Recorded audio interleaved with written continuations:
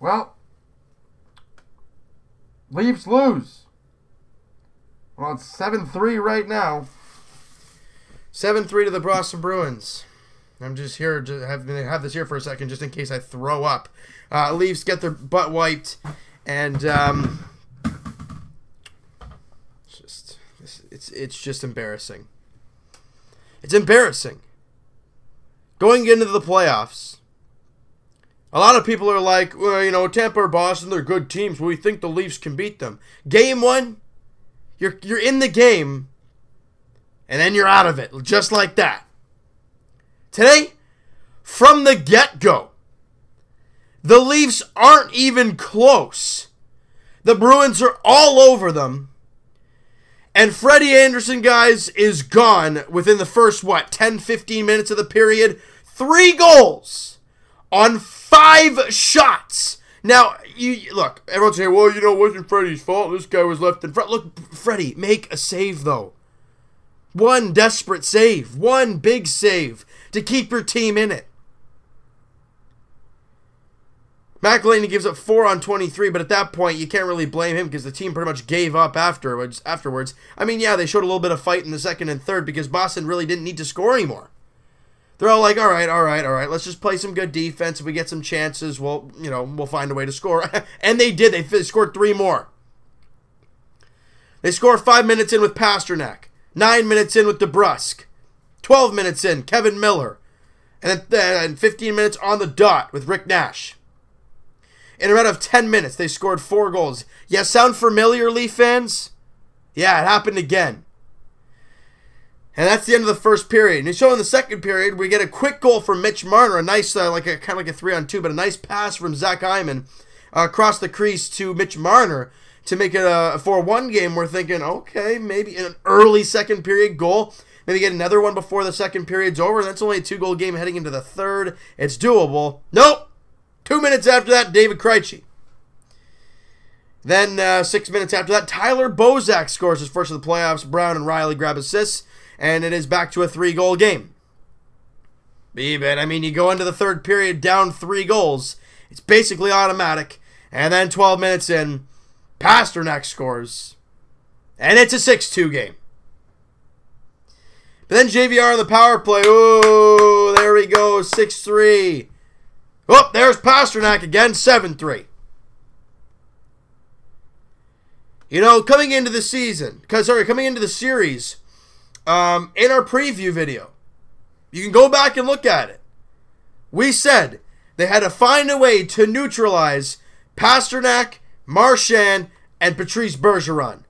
Well, Pasternak, in the first game, he had 3 points, a goal and 2 assists. Today, 6 points, 3 goals, 3 assists for Pasternak.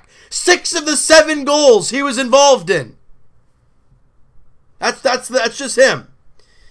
Brad Marchand, he had 4 assists in this one. He's had 6 points in the 2 games so far. And then you go to quietly Patrice Bergeron, who, hasn't scored, but he's got 5 assists in the 2 games. 4 assists today. We talk about that top line for the Bruins. Pasternak, Bergeron, Brad Marchand. Marchand had 4 points today. Bergeron, 4 points. Pasternak, 6. You're never going to win a game when that happens. And then you go to the Leafs perspective. Okay, well, who do they match on the top line? Why do they have Leo Komarov on the top line? Look, I am baffled by that myself. But he was there, and then he leaves the game with an injury. That's just great. Where is he? Austin Matthews. In his first 2 games. No points and a -2. Let's go to Willie Nylander. I know things were switched up. He was even today. Good for him. And he hasn't done anything. No, an even player. No points at all in the first 2 games. Zach Hyman, for goodness sakes, has 2 points in 2 games for the Leafs. And he's the one that moves down in the lineup. Doesn't make sense to me. Ron Hainsey looked bad today. But he's the only one that tried to step up and save this team. They're down 3-0. Mitch Marner gets run into the boards, and he gets hit like real hard there. And Ron Hainsey, and I'm talking about, where is he here? 37-year-old Ron Hainsey drops the gloves and fights somebody. It's about time we see some heart. Doesn't matter though, that's your best penalty killer going to the box. Now you had a penalty. Oh, they score. That made it 4-0. They left their goalies out to dry. And the goalies also didn't make any really, any saves to kind of keep them in it. Never happened. Remember last year against Washington, how good Freddie Anderson was, at least in the first couple games? He was terrific. Him and the defense were bad in the last game. Today, same thing. They were both awful. Do you start Freddie in the next one? I think you have to. He's your guy. I mean, I understand he's been rocked the last 2 games, but McElhinney came in and gave up 4 on 23. I understand the team was already like, ugh, this game's over. We don't care anymore. So he's going to get lit up. The Leafs did show some fight. I got to give it to them. Look, the Bruins, they were already up 5-1, 4-0. They don't need to keep piling on the pressure. The Leafs did outshoot them in the third period and the second period, 16-14 in the second and 11-6 in the third period. But you look at that first period, guys, and we talk about, they had a good second and third period. It's good things to take into the next game. Look, I'm sorry. If it's the regular season and we're talking about positives out of losses, yes, okay, that's something you take out of it. But this is a playoff game. If the Raptors lost today but fought hard, would we be happy? No. The Leafs came out awful from the get-go. There were times they showed fight. But in the end, we said, they had a good second and third period. They still got outscored in the third period and outscored in the second period.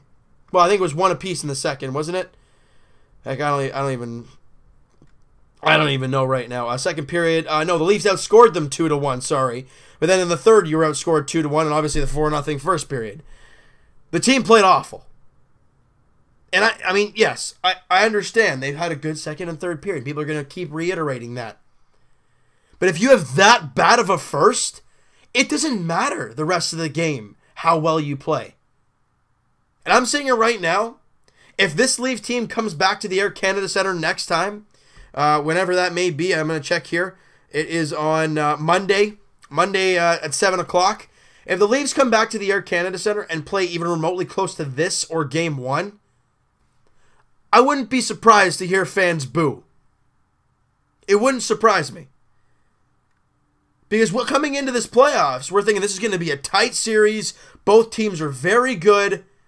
But it's been the total opposite. We've gotten absolutely destroyed in the first 2 games. I don't know what else to say, you guys. The defense was awful. Matthews and Nylander, where you been? Where are you? They're nowhere to be found. And that big, Leo Komarov to the first line, yeah, well, that didn't work, and now he's hurt, and he didn't return to the game today. That makes it even better, don't it? Now who comes in? Well, a lot of people are saying Matt Martin because he's got the physical presence, but he doesn't have the skating ability, and he hasn't played much at all. So there's that problem. You got Josh Levo sitting up in the press box, but really, what kind of huge impact are one of those guys going to do? Is Matt Martin going to fight somebody and it's going to turn the playoffs around for the Leafs?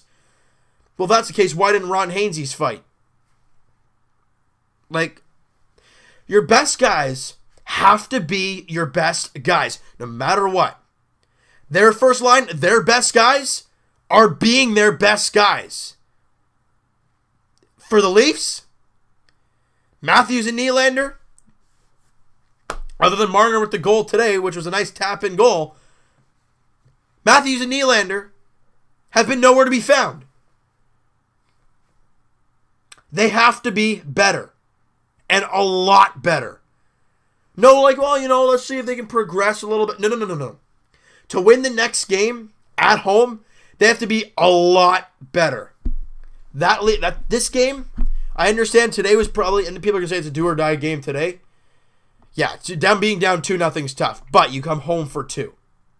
You lose that first game at home, it's pretty much mathematical. You win it, you never know.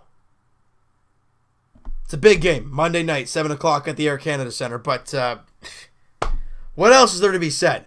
The Bruins outplayed the Leafs. They were out maybe the hits won't suggest it, but the statistic hit or crushing somebody, big difference. They were laying the body hard on the Leafs constantly. And that's something the Leafs can't do. Leo Komarov's gone. Nazem Kadri's gone. Those two guys are arguably two of your physical guys. Other than Roman Polak, but he can barely skate. So, I don't know what else to say about this team, you guys. You know what? That's going to do it for this one. You guys enjoy this video, and you guys are excited to watch the atmosphere at the ACC. Hey, hit that like button. I do appreciate that. Hit the subscribe button if you guys have not already. Comment down below. What have you guys thought of the last two games? What does this team needed to do to actually get a win at home on Monday? To kind of get them back in the series a little bit. Because, I mean, my opinion is the goaltending has to show up. They have to make saves, and the defense can't just collapse. And your main guys, like I've said, I've reiterated over and over here, they have to be your main guys. I want to see Nylander and Matthews do something. Do something that's making me going to go, wow, I love these guys. Because right now, I'm just like, oh, there's just two other guys out there. Let me know what you guys think. What are your opinions of the next game at home against the Bruins, 7 o'clock on Monday? And we'll talk to you guys Wednesday, podcast edition, Leafs, Raptors, Jays. Link is in the description for the podcast channel. Link is also in the description for the podcast itself on iTunes. Also, guys, Twitter is down below. Follow up, send me a DM if you guys want, direct message, all that great stuff. Link is in the description for the Twitter. My goodness. We'll talk to you guys, Jays Edition, hopefully tomorrow. Weather doesn't look good in Cleveland again, so we'll have to wait and see what happens there. It's supposed to be a 1 o'clock first pitch with Jay Happ versus Josh Tomlin, and the Jays obviously didn't play today, so it's kind of like the finale of the series, but they could go for the series win nonetheless. Tomorrow afternoon, if they play, we'll talk to you guys Raptors Edition. That is Tuesday, Game 2 against the Washington Wizards. The Raptors look to keep it moseying along like they did today against the Wizards. They want to put a nice 2-0 lead heading back to Washington. That would be great. And as for the Leafs, you are now in a must-win situation. Monday, Air Canada Centre, 7 o'clock puck drop, Leafs, Bruins. I'll say it again. It is a must-win. We'll talk to you guys then.